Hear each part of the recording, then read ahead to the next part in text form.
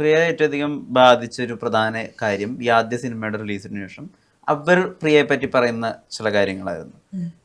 അത് കുറച്ചും കൂടി മെച്ചുവേർഡായിട്ട് ആ സൈഡിൽ നിന്നോ അല്ലെങ്കിൽ പ്രിയയുടെ സൈഡിൽ നിന്നോ ഡീൽ ചെയ്യണമെന്ന് പിന്നെ ഒരു വിചിന്തനം ഉണ്ടായിട്ടുണ്ടോ? എനിക്ക് തോന്നുന്നു ഒരു 18 വയസ്സ് ആയ ഒരു കുട്ടിക്ക് ഉണ്ടായിരുന്ന ബോധം വെച്ചിട്ട് എങ്ങനെ ഡീൽ ചെയ്യാൻ പറ്റും, അങ്ങനെയാണ് ഞാൻ അന്ന് ഡീൽ ചെയ്തത് അതിനെ. അതിൻ്റെ അപ്പുറത്തേക്ക് what is expected of me എന്നുള്ളത് എനിക്കറിയില്ല. പക്ഷെ ഒബ്വിയസ്ലി പ്രായത്തിൽ മൂത്ത കുറേ ആൾക്കാർക്ക് അത് കുറച്ചും കൂടി ബെറ്റർ ആയിട്ട് ഡീൽ ചെയ്യായിരുന്നു definitely. But yeah, and that still continuous. അത് അവിടെ ഇവിടെയൊക്കെ ആയിട്ട് ഞാൻ പലപ്പോഴായിട്ടും കാണാറുണ്ട്. ബട്ട് ഞാൻ അന്നും ഇന്നും എടുക്കുന്ന stand is my stand of silence. Like ഞാൻ പലപ്പോഴായിട്ട് കോമൻസും കാര്യങ്ങളൊക്കെ കാണാറുണ്ട് വേർ പീപ്പിൾ ആർ ലൈക്ക് വന്ന വഴി മറക്കരുത് അല്ലെങ്കിൽ നന്ദികേട് കാണിക്കരുത്. My way of showing that gratitude is through my silence. ഞാൻ മിണ്ടാതിരിക്കുക എന്നുള്ളതും അല്ലെങ്കിൽ ഒരു രീതിയിലും പ്രതികരിക്കാതെയും കമൻറ്റ് ചെയ്യാതിരിക്കുക എന്നുള്ളതാണ് എൻ്റെ way of showing respect and gratitude. അപ്പോൾ ഇങ്ങനെ വിചാരിച്ചിട്ടുണ്ടോ ഫിൽമോഗ്രഫിയിൽ ആ പടം കൊണ്ട് തുടങ്ങേണ്ടിയിരുന്നു, അങ്ങനെ തോന്നിയ സന്ദർഭങ്ങളുണ്ടോ? ഇല്ല, അങ്ങനൊന്നും തോന്നിയിട്ടില്ല. For ever grateful for that. അത് ആ ഒരു സിനിമ ഇല്ലായിരുന്നെങ്കിൽ അങ്ങനെ ഒരു എന്താ പറയാ ഫെനോമിന സംഭവിക്കില്ലായിരുന്നു, ആ റെക്കഗ്നേഷൻ കിട്ടില്ലായിരുന്നു. അതൊക്കെ എന്തായാലും ഇറ്റ്സ് എ ഫാക്ട് ആൻഡ് അത് ഞാൻ അക്നോളജും വാലിഡേറ്റും ചെയ്യുന്നൊരു കാര്യമാണ്. ബട്ട് ദാറ്റ്സ് ദ ഫാക്ട്, അത്രേ ഉള്ളൂ. ഒരുപാട് ബ്രാൻഡുകളൊക്കെ എൻഡോസ് ചെയ്യാൻ കേപ്പബിൾ ആയിട്ടുള്ള ഒരാളാണ്, ഒരുപാട് പേര് അപ്രോച്ച് ചെയ്യുന്നതാണ്. പക്ഷെ വളരെ കോൺഷ്യസ് ആണെന്ന് തോന്നിയിട്ടുണ്ട്. ഇപ്പൊ ഇൻസ്റ്റാഗ്രാമിലൊക്കെ തന്നെ ആളുകൾ ഭയങ്കര ഒരു ബൂം വരുമ്പോൾ എൻഡോസ് ചെയ്യുന്ന പോലത്തെ കാര്യങ്ങൾ അങ്ങനെ പ്രിയ ചെയ്തത് കണ്ടിട്ടില്ല. അതിലൊരു റെസ്പോൺസിബിൾ ആവണം, കോൺഷ്യസ് ആവണം, അങ്ങനെ ഒരു നിർബന്ധമുണ്ടോ? ഡെഫിനറ്റ്ലി. നല്ല ബ്രാൻഡ്സിന്റെ കൂടെ അല്ലാതെ കൊളാബറേറ്റ് ചെയ്യാനേ എനിക്ക് കുറച്ചൊരു മടിയാണ്. ഒത്തിരി എസ്റ്റാബ്ലിഷ്ഡ് ആയിട്ടുള്ള ബ്രാൻഡ്സിന്റെ പ്രൊമോഷൻസ് ആണ് ഞാൻ കൂടുതലും ചെയ്യുന്നത്.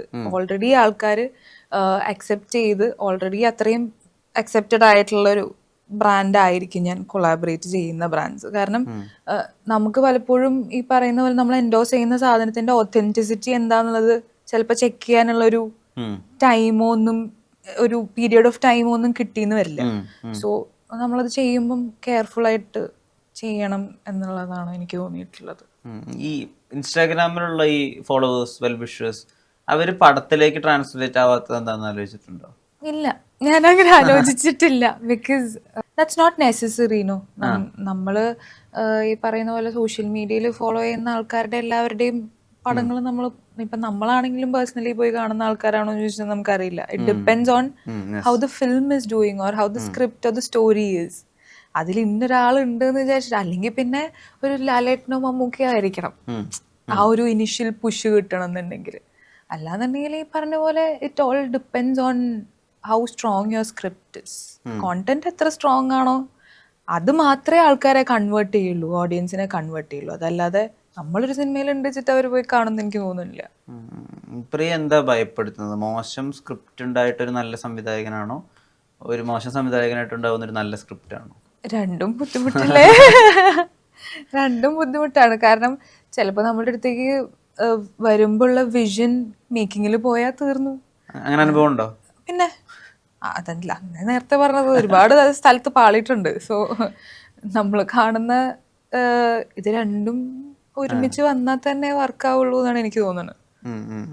ഇപ്പോൾ പ്രിയ വന്നിട്ട് എനിക്ക് മുഴുവൻ സ്ക്രിപ്റ്റ് കേൾക്കണം, അല്ലെങ്കിൽ ഫോൺ ജനറേഷൻ അല്ലാതെ എനിക്ക് എന്തെങ്കിലും ചെയ്യാൻ, ഇതിനെ കുറച്ചുകൂടി എക്സ്പ്ലെയിൻ ചെയ്ത് പറയാൻ പറ്റുമോ? ക്യാരക്ടർ ആർക്കിനെ പറ്റി ഒന്ന് എക്സ്പ്ലെയിൻ ചെയ്യാൻ പറ്റുമെന്നുണ്ടെങ്കിൽ, അതായത് ഒരുപാട് ചോദ്യങ്ങൾ ചോദിച്ചാലും നമ്മൾ ചിലപ്പോൾ ഔട്ട്കാസ്റ്റ് ആവുന്നൊരു സന്ദർഭം ഉണ്ടല്ലോ. ഇല്ല, എന്നാലും ഞാൻ ചോദിക്കുമായിരുന്നു, അന്നും ചോദിക്കുമായിരുന്നു, ഇന്നും ചോദിക്കുമായിരുന്നു. സിനോപ്സിസ് തൊട്ട് ഒരു കംപ്ലീറ്റ് നെറേഷൻ തൊട്ട് ക്യാരക്ടറിന്റെ ആർക്ക് എന്താണെന്നുള്ളത് എല്ലാം ചോദിക്കുമായിരുന്നു. അന്നും ചോദിക്കുമായിരുന്നു, ഇന്നും അത്യാവശ്യമായിട്ട് ചോദിക്കുവാണ്. സോ അവനങ്ങനെ ഒരു പേടിയൊന്നും ഉണ്ടായിട്ടില്ല നമ്മള്. കാരണം at the end of the day advantage or disadvantage നമ്മളാണത് ഫേസ് ചെയ്യേണ്ടത്. വേറെ ആരും അതിന്റെ റെസ്പോൺസിബിലിറ്റി എടുക്കാൻ പോകുന്നില്ല. So it's our choice. നമ്മുടെ ഫ്രീ വില്ലാണല്ലോ നമ്മൾ എന്ത് ചൂസ് ചെയ്യണം വേണ്ട എന്നുള്ളത്. അപ്പോൾ നമ്മളത് ചൂസ് ചെയ്ത് കഴിഞ്ഞിട്ട് പിന്നെ അത് മോശമായി എന്ന് പറഞ്ഞിട്ട് നമുക്ക് ആരെയും കുറ്റം പറയാൻ പറ്റില്ല. It was our choice. അപ്പോൾ ആ ചോയ്സ് നമ്മൾ മേക്ക് ചെയ്യുമ്പം സ്മാർട്ടായിട്ട് എല്ലാം ചിന്തിച്ച് കണക്ക് കൂട്ടി ചോയ്സ് മേക്ക് ചെയ്യുക എന്നുള്ളതാണല്ലോ നമ്മുടെ റെസ്പോൺസിബിലിറ്റി. ഇപ്പം ചോയ്സ് ഓഫ് വാച്ചിങ് എങ്ങനെയാണ്? ഇപ്പം അഡോളസൻസിനെ പറ്റി എല്ലാവരും സംസാരിക്കുന്നു, അപ്പോൾ പോയി അത് കാണുന്നു, അങ്ങനെയാണോ? അതോ പ്രിയക്ക് ഇഷ്ടമുള്ള മേക്കേഴ്സ് അങ്ങനെയുള്ള സബ്ജക്ട്സ് അങ്ങനെ ഉണ്ടോ? അങ്ങനെ ഒരു ഹൈപ്പ് ക്രിയേറ്റ് ആയതുകൊണ്ട് മാത്രം ഞാൻ അങ്ങനെ വാച്ച് ചെയ്യാറില്ല, ഒന്നും വാച്ച് ചെയ്യാറില്ല. It's either word of mouth. ഇപ്പം എൻ്റെ അടുത്ത സുഹൃത്തുക്കളോ ആരെങ്കിലും ഇന്ന ഷോ കണ്ടു നോക്ക് നല്ലതാണെന്ന് പറഞ്ഞു കഴിഞ്ഞാൽ ഞാൻ കാണും. കാരണം എൻ്റെ ടേസ്റ്റ് എന്താണ് എന്നുള്ളത് എൻ്റെ ക്ലോസ് സർക്കിളിന് അറിയാലോ.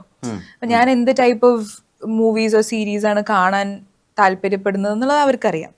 അപ്പോൾ അവരെനിക്ക് അങ്ങനത്തെ എൻ്റെ ടേസ്റ്റിനനുസരിച്ചിട്ടുള്ള കാര്യങ്ങളെ റെക്കമെൻഡും ചെയ്യുള്ളൂ.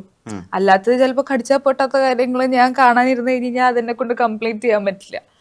അപ്പോൾ അങ്ങനെ ഭയങ്കര എന്താ പറയാ സെലക്റ്റീവായിട്ട് കാണാറുള്ളൂ. അങ്ങനെ ഹൈപ്പ് ഉണ്ടിച്ചിട്ട് അങ്ങനെ എല്ലാം കാണാറൊന്നുമില്ല. ഞാൻ കുറച്ച് ദിവസം മുമ്പ് ജിംഷി ഖാലിദിനോട് സംസാരിക്കുമായിരുന്നു. അപ്പൊ അദ്ദേഹം പറഞ്ഞത് അദ്ദേഹത്തിന്റെ സഹോദരനായിട്ടുള്ള ഷൈജു, അപ്പൊ അദ്ദേഹത്തിന് റെക്കമെൻഡ് ചെയ്യുന്ന മൂവീസിനെ പറ്റി വളരെ സ്പെസിഫിക് ആണ്. ഇന്ത്യൻ കോണ്ടന്റ് ആണ് ഞാൻ ഉണ്ടാക്കുന്നത്, അവിടെ അത് കണ്ടാൽ മതി. ജിംഷി അപ്പുറത്തെ കുറച്ചുകൂടി ഫോറിൻ കണ്ടന്റ് കൂടി കാണുന്നുണ്ട്. ഒരു കോണ്ടന്റ് കാണുന്നതിൽ ഇപ്പൊ പ്രിയ ഞാനൊരു പെർഫോമർ ആണ്, ഇതുകൊണ്ട് എനിക്ക് എന്തെങ്കിലും ഗുണമുണ്ടോ അങ്ങനെ നോക്കി പടം കാണുന്ന ഒരു പ്രിയവാരുണ്ടോ? ഇല്ല. ഐ ഫീൽ ലൈക്ക് ആ ഒരു സെൻസിലെ എല്ലാ ഫിലിംസും help you in some way എന്ന് എനിക്ക് തോന്നുന്നു. കാരണം ഇന്ന പടത്തില് മാത്രം ആണ് ഭയങ്കര പെർഫോമൻസ് പുൾ ഓഫ് ചെയ്യാൻ പറ്റുന്നത്, അങ്ങനെയൊന്നും എനിക്ക് തോന്നിയിട്ടില്ല. അപ്പൊ നമ്മൾ കാണുന്ന എല്ലാ ഫിലിംസിലും എന്തെങ്കിലും ഒന്ന് നമുക്ക് പിക്ക് ചെയ്യാനുണ്ടാവും.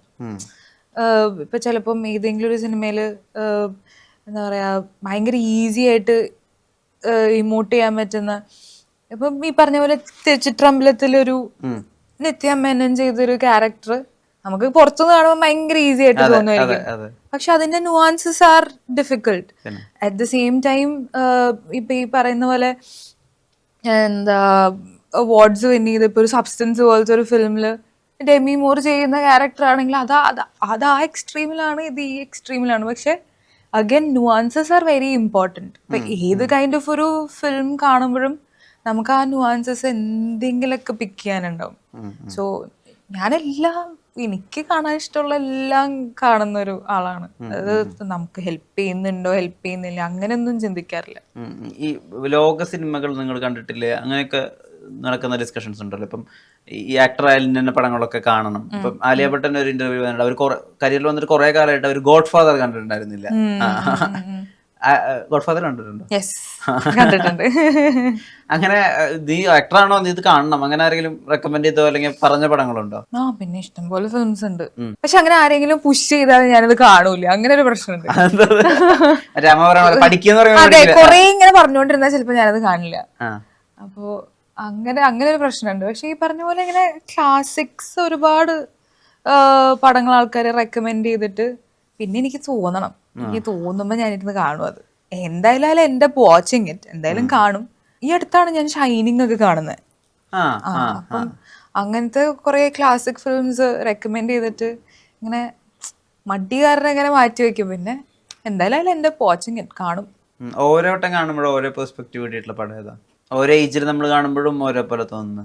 അങ്ങനെ ഒരു പടം ആലോചിച്ച് കഴിഞ്ഞാൽ എനിക്ക് പെട്ടെന്ന് പറയാനറിയില്ല. എക്സാമ്പിൾ 96 എടുക്കുകയാണെങ്കിൽ പ്രേമിക്കുന്നവർക്ക് ആ പടം കാണുമ്പോൾ ഒന്നായിരിക്കും. ഇപ്പൊ എന്തെങ്കിലും ഒരു രീതിയിൽ അവരുടെ റിലേഷൻഷിപ്പിൽ പ്രശ്നം പറ്റിയിരിക്കുകയാണെങ്കിൽ അത് കാണുമ്പോൾ അതായിരിക്കും. കല്യാണം കഴിഞ്ഞവർക്ക് 96 കാണുമ്പോൾ ഉണ്ടാവുന്ന ഇമോഷൻ വേറെയാണ്. ഇപ്പൊ ഗെറ്റ് ടുഗദർ കഴിഞ്ഞ വന്നിട്ട് ഒരാൾ 96 കാണുകയാണെങ്കിൽ അയാൾക്ക് വേറെ ആയിരിക്കും. അങ്ങനെ തോന്നിയൊരു പടം ഉണ്ടോ? ഇല്ല, എനിക്ക് തോന്നുന്നത് 96 ഒക്കെ ഞാൻ അന്നും ഇന്ന് കാണുമ്പോൾ ഇരുന്ന് മൂങ്ങാന്നുള്ള അവസ്ഥയുള്ളൂ. സോ അതിലെനിക്ക് അങ്ങനെ ഭയങ്കര പെർസ്പെക്റ്റീവ് ഡിഫറൻസോ അല്ലെങ്കിൽ പടത്തിലെ സബ്ജക്ട് കാരണമാണോ മൂങ്ങുന്നത് അതോ കണക്ട് ആയിട്ട് മൂങ്ങുന്നതാണ്? രണ്ടും ഓഫ് കോഴ്സ്. അത് ഒന്നാമത് 96 കാണുന്നത് കോളേജ് ഫസ്റ്റ് ഇയറിൽ ആ സമയത്തൊക്കെയാണ് കാണുന്നത് തന്നെ. ആ സമയം തൊട്ടേ മറ്റേ ഇങ്ങനെ എന്തൊരു സിനിമയാണ്, ഭയങ്കര ഹെവി ഹാർട്ടായിട്ട് കണ്ടൊരു ഫിലിമാണ്. അപ്പം കുറെ കാലം എൻ്റെ ഫോണിന്റെ റിംഗ് ടോണൊക്കെ കാതലയൊക്കെ ആയിരുന്നു. അപ്പം അങ്ങനെയൊക്കെ ഇൻഫ്ലുവൻസ് ചെയ്തിട്ടുള്ളൊരു ഫിലിമാണ്. കറക്റ്റ് സിനിമയാണ് പറഞ്ഞത് 96. അപ്പൊ ആരുടെ കൂടെ ഇപ്പോൾ പുതിയതായിട്ട് ഒരാൾക്കൊരു സിനിമ റെക്കമെൻഡ് ചെയ്യാൻ അല്ലെങ്കിൽ കൂടെ ഇരുന്നൊരു സിനിമ കാണാന്ന് പറഞ്ഞു കഴിഞ്ഞാൽ ഞാൻ ചിലപ്പോൾ 96 ആയിരിക്കും.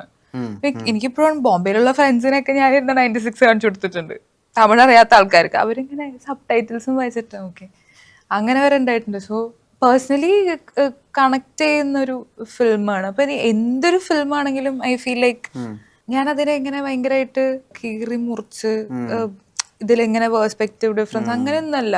ഞാൻ അതിൻ്റെ ഭയങ്കര സട്ടിലായിട്ടുള്ള ഇമോഷൻ മാത്രമാണ് I carry that with me. അതിപ്പോ ഒരു സിനിമ കണ്ടു കഴിഞ്ഞാൽ അതിന്റെ ഒരു ഹാങ് ഓവർ ഒരു 2 ദിവസത്തേക്ക് ഉണ്ടാവും എനിക്ക്. അത് എന്ത് കൈൻഡ് ഓഫ് ഒരു ഫിലിം ആണെങ്കിലും ഞാൻ ഭയങ്കര ഇൻഫ്ലുവൻസ്ഡ് ആണ് ബൈ ദിസ് മീഡിയം.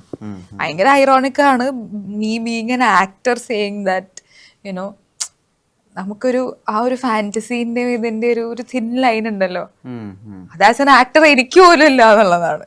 സോ ഇതിപ്പോ ഞാൻ ഭയങ്കര ഇൻഫ്ലുവൻസ്ഡ് ആണ്. ഒരു സിനിമ കണ്ടു കഴിഞ്ഞാൽ അതിപ്പോ ഒരു മെയ്യഴകൻ പോലത്തെ ഒരു സിനിമ കണ്ടു കഴിഞ്ഞാൽ ഞാൻ 2 ദിവസം സങ്കടമല്ല, നോസ്റ്റാൽജിയ അങ്ങനത്തെ ഒരു മൂഡിലായിരിക്കും.